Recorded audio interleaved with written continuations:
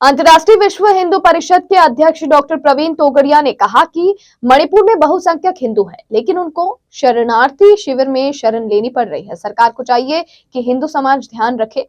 राम मंदिर के लिए हजारों लोगों ने कुर्बानियां दी, अब मथुरा काशी के लिए लोगों को कुर्बानियां ना देना पड़े, इसके लिए सरकार को ठोस कदम उठाने चाहिए।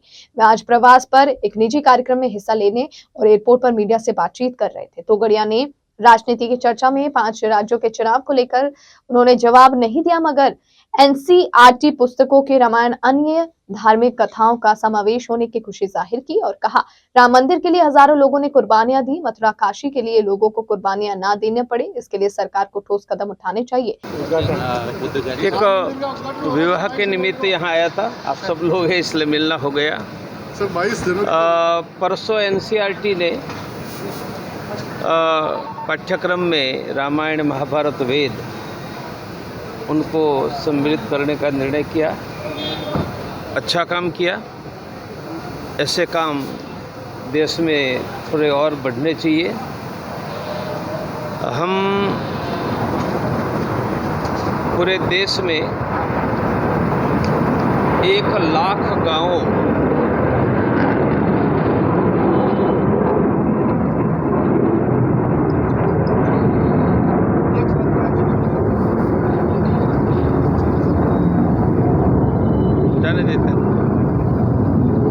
पूरे देश में 1 लाख गांवों तक अंतर्राष्ट्रीय हिंदू परिषद राष्ट्रीय बजरंग दल के द्वारा हर सप्ताह हनुमान चालीसा हजारों गांवों में शुरू हुआ है और ये हर एक हनुमान चालीसा वहाँ के पूरे गांव के लोग 200-500 परिवारों को सुरक्षा, समृद्धि, गरीबों को अनाज और प्राइवेट का डॉक्टर, यह करके करोड़ों हिंदुओं को जोड़कर उनकी सेवा का एक कैंपेन चला रहा है।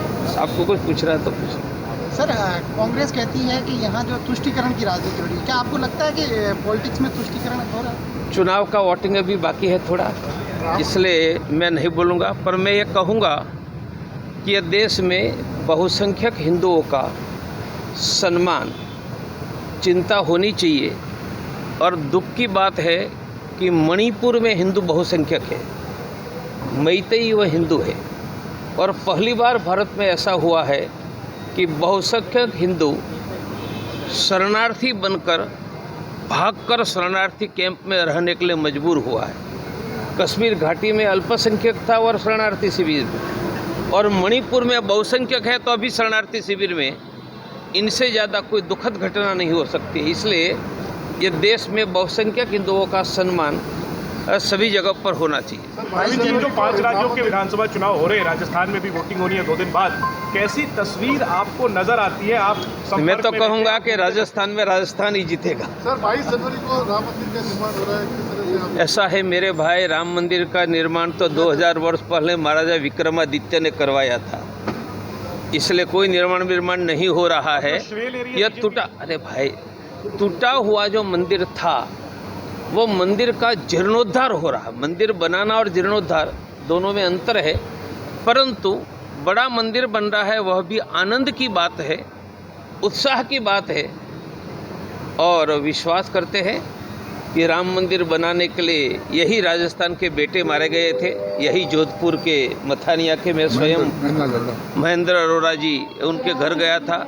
अब काशी मथुरा बनाने के लिए कोई माँ का बेटा न मरे और तुरंत काशी मथुरा बने, ऐसी आशा करते हैं। बाकी राम मंदिर के लिए तो बहुत बलिदान, बहुत लोग मारे गए हैं। श्रेय ले रही है बीजेपी सर, उस पर क्या कहेंगे? देश के सभी 100 करोड़ हिंदुओं को श्रेय लेने का अधिकार है। बीजेपी वालों को भी है, कांग्रेस वालों को भी ताला खोला था।